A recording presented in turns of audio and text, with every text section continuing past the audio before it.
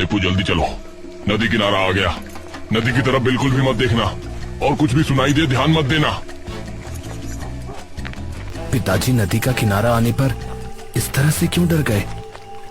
ये दोनों नदी किनारे से गुजर रहे थे, तभी पानी की आवाज आने लगी, जिसे सुनकर पिता ठिठक सा गया, लेकिन उसने नदी की तरफ नहीं देखा।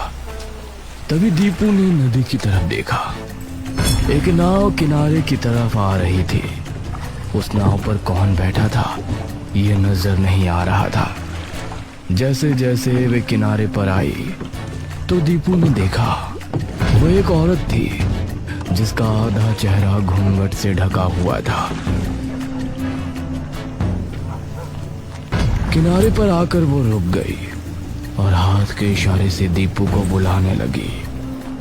पिताजी, वो हमें बुला रही है। ये सुनकर पिता बुरी तरह डर गया। मैंने कहा था ना, उसकी तरफ मत देखो, अब भागो जल्दी से। ये दोनों अब वहां से तेज तेज भागने लगे और वो नाव वाली औरत वहीं खड़ी रह गई।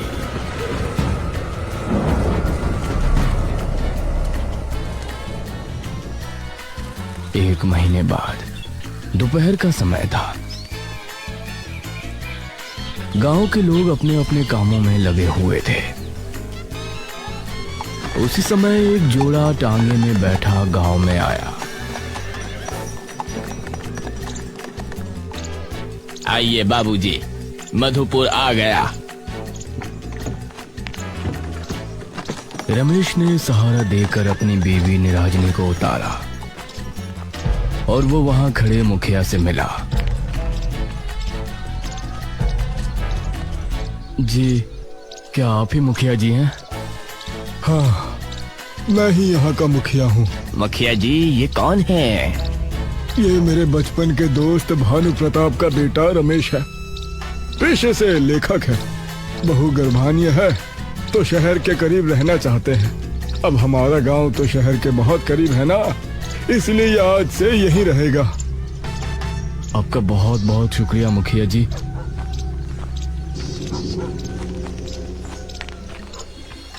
रमेश और निराजनी एक घर में रहने लगे जो नदी के करीब ही था। रमेश एक अच्छी सी कहानी लिखना चाहता था और अपनी नई कहानी शुरू करने की तैयारी में था। रात के 10 बजे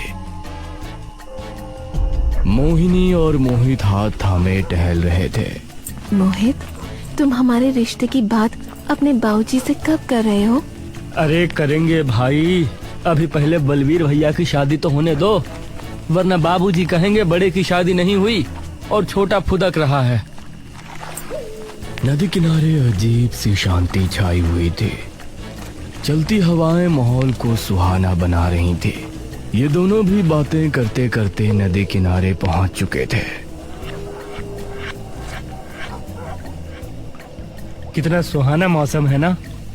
हाँ, नदी भी कितनी खूबसूरत लग रही है। दोनों नदी किनारे बैठकर बातें करने लगे। कितना अच्छा होता कि कोई माझी होता तो हम दोनों उसकी नाव में नदी की सैर कर सकते। हाँ, बहुत अजीब बात है कि हमारी नदी में माझी क्यों नहीं आते, वरना मन तो मेरा भी बहुत करता है। तभी पानी की कलकल की आवाज आनी शुरू हुई। दोनों को सामने से वही नाव आती नजर आई जिसके अंदर घूंघट वाली माझी बैठी थी।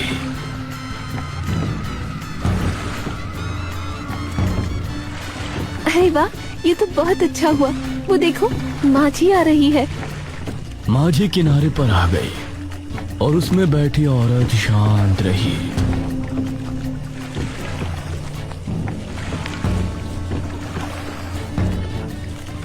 काकी, क्या आप हमें नदी की सैर करा लाएंगी? इस पर उसने हाँ में सिर हिलाया। अरे वाह, चलो। दोनों एक एक करके उसकी नाव में बैठ गए और फिर उस औरत ने नाव चलाना शुरू किया। धीरे धीरे नाव आगे बढ़ रही थी। पानी की आवाज बहुत ही मधुर लग रही थी और ये दोनों बहुत खुश थे। मोहिनी ने पानी हाथ में उठाकर मोहित पर फेंका। ये लो। अरे, तो मोहित ने भी वही क्रिया दोहराई और फिर दोनों हंसने लगे। नाव अब नदी के बीचों बीच थी और वो माझी बिल्कुल चुपचाप नाव चला रही थी। ये कुछ बोल क्यों नहीं रही है? जी क्या आप सच में कोई माझी है या फिर आप भी हमारी तरह शहर को निकली हैं? ये सुनकर वो औरत तेज तेज चप्पू चलाने लगी। नाव की रफ्तार बढ़ गई और ये दोनों शांत भाव से उसको देखने लगे। तभी हवा चली और उसके चेहरे से घूंघट हट गया। उसकी चाल, चमकती आंखें और भयानक चेहरा जैसे ही इन दोनों ने देखा तो इनके डर का ठिकाना नहीं रहा। मोहिनी उसका चेहरा देख सहम गई और बेहोश हो गई।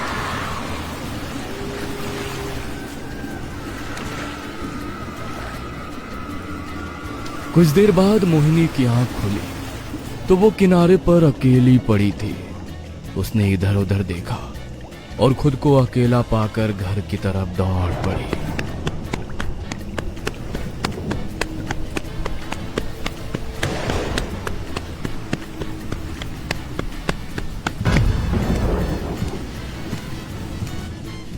मोहिनी, अरे तुम कहाँ गई थी और कहाँ से आ रही हो इतनी रात में? मोहिनी बहुत डर में थी लेकिन अपने पिता को मोहित के बारे में बता नहीं सकती थी, इसीलिए वो चुप ही रही और उसके पिता ने उसे घर के अंदर भेज दिया। उसको मोहित की चिंता हो रही थी। शाम होने पर उसको अजीब अजीब आवाजें सुनाई देने लगी, जैसे कि कोई माझी तेज तेज चप्पू चला रही हो। ये चप्पू की आवाज यहाँ कैसे आ रही है? उसने खिड़की खोलकर देखा तो उसको अपनी आंखों पर यकीन नहीं हुआ। उसने देखा कि सामने वही औरत नाव के अंदर खड़ी है। उसकी माँ उसकी चीख सुनकर वहां पहुंची। क्या हुआ बेटा? मोहिनी ने खिड़की की तरफ इशारा करते फिर से देखा। माँ वो? लेकिन इस समय खिड़की के बाहर उसका बगीचा नजर आ रहा था। ये देखकर मोहिनी के मुंह से आगे कुछ नहीं निकला। रात होने पर मोहिनी सोने के लिए बेड पर पहुंची। करीब 1 बजे जब वो गहरी नींद में थी तभी उसको अपने पैरों पर कुछ गीला महसूस हुआ और उसकी आंख खुल गई। कौन है? लेकिन आंख खोलते ही उसने पाया कि उसका बेड नदी के बीच तैर रहा है और वही घूंघट वाली औरत अपनी नाव में बैठी उसकी तरफ आ रही है। ये सब क्या है? मेरे साथ क्या हो रहा है? क्यों मेरा पीछा कर रही हो? तभी उसे किसी ने हिलाया तो वो अपने सेंस में आई। उसने पाया कि वो अपने कमरे में ही है और उसके माँ बाप उसके पास ही हैं। क्या हो बेटा, तुम इतनी अजीब बर्ताव क्यों कर रही हो? मोहिनी कस के अपनी माँ के गले लग गई और फिर उसने अपने माता पिता को सब कुछ बता दिया। ये क्या किया तुमने? अरे नदी पर गई और उस माझी की नाव में भी बैठी और ये सब आप बता रही हो? पिताजी, मैं वहाँ मोहित के साथ गई थी, इसलिए डर की वजह से आपको बताया नहीं। आप उसे पसंद कहाँ करते हैं? ये सुनकर मोहिनी के पिता ने उसकी माँ की तरफ देखा और मोहिनी को आश्वासन दिया। वो मोहिनी का खास ध्यान रखने लगे, लेकिन मोहिनी को हर जगह वो माझी दिखाई देती। मोहिनी ऐसे में मोहित को बहुत याद कर रही थी और इससे तंग आकर उसने फैसला किया कि वो उस औरत से जाकर मिलेगी और मोहित से उसके बारे में पता करेगी। रात 12 बजे वो नदी पर पहुंची तो सामने उसको नदी किनारे वही औरत खड़ी नजर आई। तुम क्यों मेरे पीछे पड़ी हो? और मेरा मोहित कहाँ है? क्या किया तुमने उसके साथ? आओ मेरे साथ आओ, मैं तुमको उससे मिला दूंगी। मोहिनी उसके कहने पर वापस माझी में बैठ गई और फिर उस औरत ने नाव चलाना शुरू किया। जैसे जैसे औरत आगे बढ़ रही थी मोहिनी के दिल की धड़कन भी बढ़ती जा रही थी। कुछ देर चलने के बाद नाव एक टापू पर आकर लगी। यही है तुम्हारा मोहित? क्या तुमने मोहित को इस टापू पर छोड़ा है? ये सुनकर उस औरत ने हाँ में सिर हिलाया। मोहिनी उसकी नाव से उतरी और आगे बढ़ गई। टापू बहुत सुनसान था और वीरान भी। मोहिनी एक डर के साथ आगे कदम बढ़ा रही थी। ये मुझे यहाँ क्यों छोड़ गई? मोहित, मोहित क्या तुम यहाँ हो? वो बार बार आवाज लगाती लेकिन उसे कोई जवाब सुनाई नहीं दे रहा था। तभी अचानक उसका पैर किसी चीज से टकराया और वो जमीन पर गिर गई। उसने पाया कि मोहित जमीन पर मृत हालत में पड़ा है।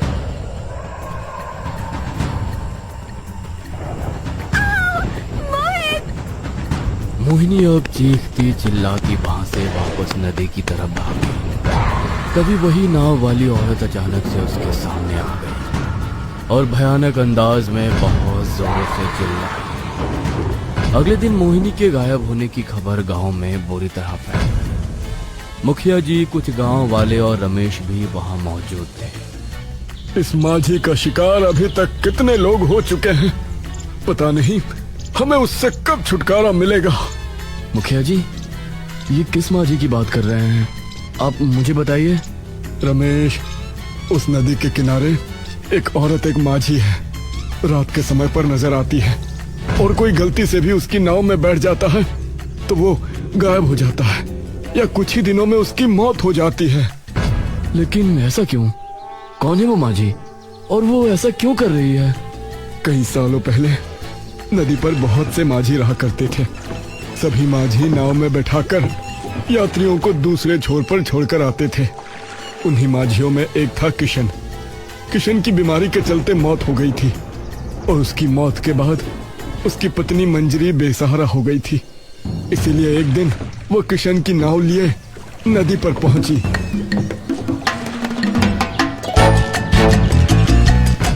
क्या कर रही है मंजरी? तू इस नदी में माझी नहीं बन सकती। इस पर सिर्फ हम मर्द अपनी नाव चलाते हैं। औरत का काम करना गांव का और हम मर्दों का अपमान है। मुझे इस समय धन की जरूरत है और ये मेरे पति की नाव है। मैं इसे क्यों नहीं चला सकती? बावली हो गई है क्या? तने पता ना कि औरत का काम करना ठीक ना से उसे गैर मर्द गंदी नजरों से देखे से। हाँ, अगर मर्द गंदी नजरों से देखते हैं तो उनको अपनी नजर ठीक करनी चाहिए। उसमें मेरी कोई गलती नहीं। रही बात काम करने की, तो मैं भीख मांगकर अपना घर नहीं चलाने वाली। मैं इस नदी में भी अपनी नाव चलाने की हकदार हूँ और मैं भी एक माझी बन सकती हूँ। ये सुनकर बाकी सभी माझी अपने दांत भींचने लगे।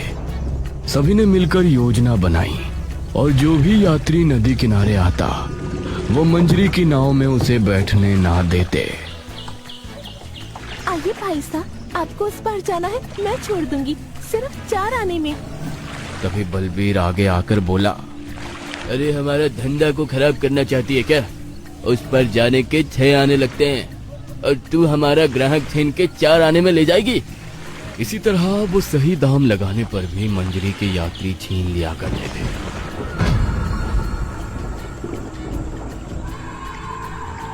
एक रात मंजरी अपनी नाव में सवार नदी किनारे बैठी थी और उसी समय एक माझी अपनी नाव के साथ वहां मौजूद था, जिसने अपना चेहरा गमछे से छिपाया हुआ था। एक आदमी अपने छोटे भाई के साथ नदी किनारे पहुंचा। उसका छोटा भाई का सर फटा था और उसको गंभीर चोट आई थी। भाई साहब, मेरे भाई को जल्दी ही वैद्य जी के पास ले जाना होगा, वरना इसकी मौत हो जाएगी। आइए भाई साहब, मेरी नाव में आइए। अरे चुप कर भाई साहब, आप मेरी नाव में आओ, मैं जल्दी पहुंचा दूंगा। शुक्रिया भाई, लेकिन मेरे पास पैसे नहीं है, मैं कल आपको दे दूंगा। अरे ये क्या कह रहे हो? पैसे नहीं है तो हम लेकर भी नहीं जाने वाले, पहले पैसे लेकर आओ। उस माझी ने गंभीर हालत में देखते हुए भी उसको ले जाने से इनकार कर दिया। भाई साहब, आप मेरी नाव में बैठ जाइए, मैं आपको छोड़ देती हूँ, आप पैसे मत देना। आपका बहुत बहुत शुक्रिया बहन। वो आदमी अपने भाई को मंजरी की नाव में बैठाने ही वाला था कि तभी, बस बहुत हुआ इस मंजरी का, अब हम इसकी मनमानी नहीं चलने देंगे। यह हमारा धंधा चौपट करके ही मानेगी। अगर तुमको बिना पैसों के नहीं जाना तो मुझे इसे ले जाने दो। बेचारा कितने दर्द में है, आपको दिखता नहीं। इसको जल्दी ही वैद्य के पास नहीं ले जाया गया तो इसकी मौत हो जाएगी। हाँ दिख रहा है, लेकिन हम तुझे फ्री में नहीं ले जाने देंगे। मैं इसे आज वैद्य तक पहुंचा कर रहूंगी। ये सुनकर उस माझी को गुस्सा आ गया।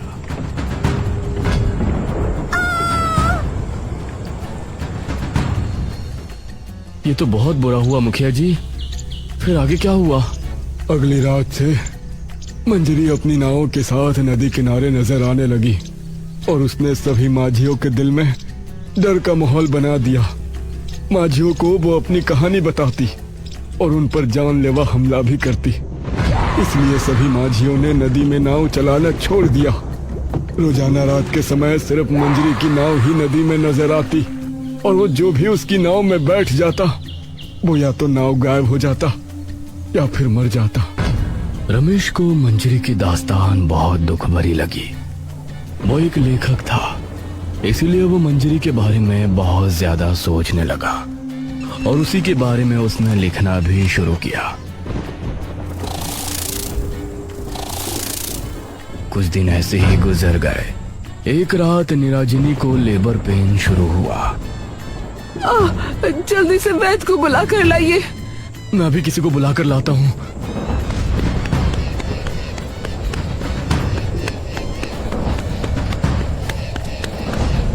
रमेश मुखिया के घर पहुंचा तो वहां हवेली के बाहर ही एक आदमी बैठा हुआ था।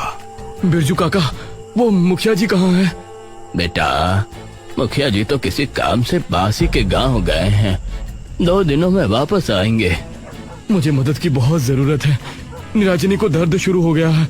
मुझे इस समय किसी वैद्य के पास जाना होगा जिसके पास दाई माँ भी हो। बेटा, गांव में कोई वैद्य या दाई माँ नहीं है।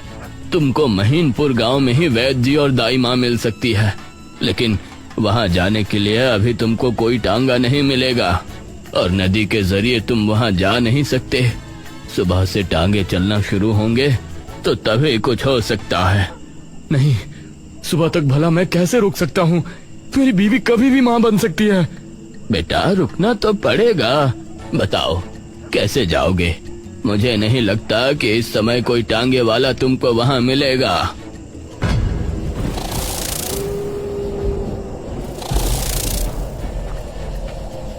रमेश निराजनी को लेकर सरहद पर रवाना हो गया, जहां एक तरफ नदी थी और उसके ऊपर पुल जा रहा था। उसने देखा कि पुल काफी ऊंचाई पर है और वहां कोई भी टांगा नहीं है। क्या करूं? अब तुमको कैसे लेकर जाऊं मैं? तभी नाव के पतवार और चप्पू की आवाज सुनाई दी। उसने देखा कि नदी किनारे नाव लेकर मंजरी आ रही है। उसे देखकर एक पल को रमेश संट रह गया, लेकिन तभी निराजनी। रमेश को अब कुछ समझ नहीं आया और उसने निराजनी को उठाया। संभल कर निराजनी।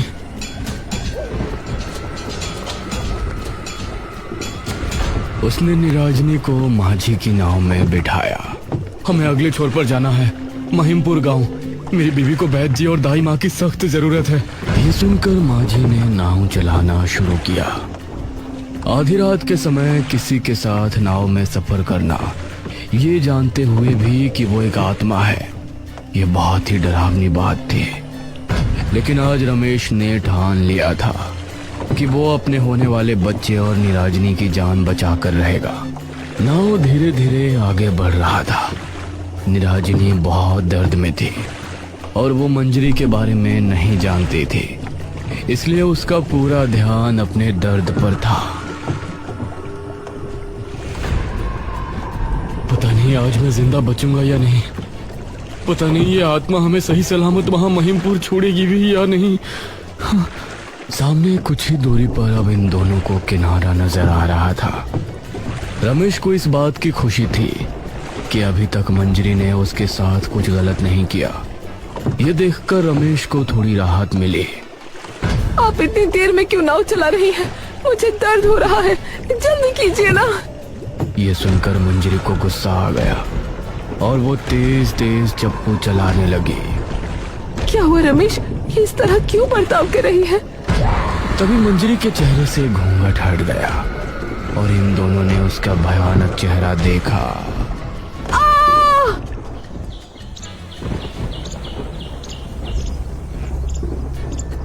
अगले दिन गांव में मातम सा माहौल छा गया। सभी लोग रमेश और निराजनी के बारे में अफसोस जता रहे थे।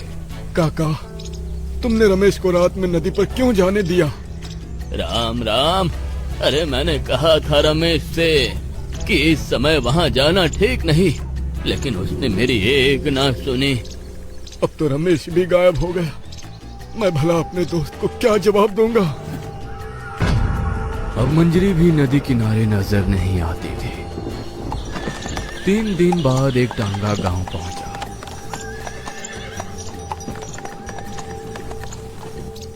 जिसके अंदर से रमेश और निराजनी को उतरता देख सभी हैरान रह गए।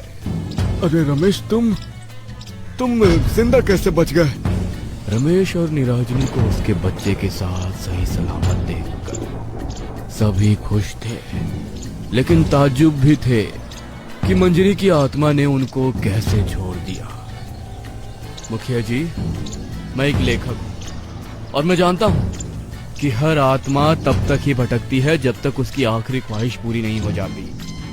मंजरी की आखिरी ख्वाहिश थी उस आदमी को वैद के पास छोड़कर आना, और जब मैं निराजनी को लेकर उसकी नाव पर पहुंचा तो उसको निराजनी में वही इंसान दिखाई दिया। उसने हमें उस पार पहुंचाया और इस तरफ उसकी आखिरी ख्वाहिश पूरी हो गई। अब मंजरी नदी पर कभी नजर नहीं आएगी। यह सुनकर सभी गांव के लोग खुश हुए और गांव का एक आदमी बलबीर भी बहुत खुश था।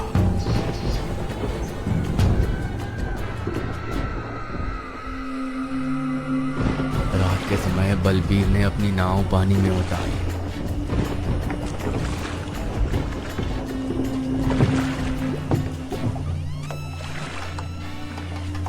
उस मंजरी को मारने के बाद इतने सालों बाद नदी में नाव उतारी है। आज तो पूरी रात नदी में घूमता रहूंगा। बलबीर तेज तेज चप्पू चलाने लगा और नाव आगे बढ़ने लगी। तभी सामने से उसको मंजरी की नाव आती नजर आई और उसके चेहरे से हंसी गायब हो खौफ में बदल गई। तू वापस कैसे आ गई? मुझे मारने वाला तो तू ही था ना बलबीर। तुझे मारे बिना भला मेरी आत्मा को शांति कैसे मिल सकती थी? ये कहकर मंजरी माता रानी के आशीर्वाद से आपके माँ बाप की उम्र लंबी हो। माता रानी का आशीर्वाद बना रहे। लाइक एंड सब्सक्राइब कीजिए मेरे दोस्तों।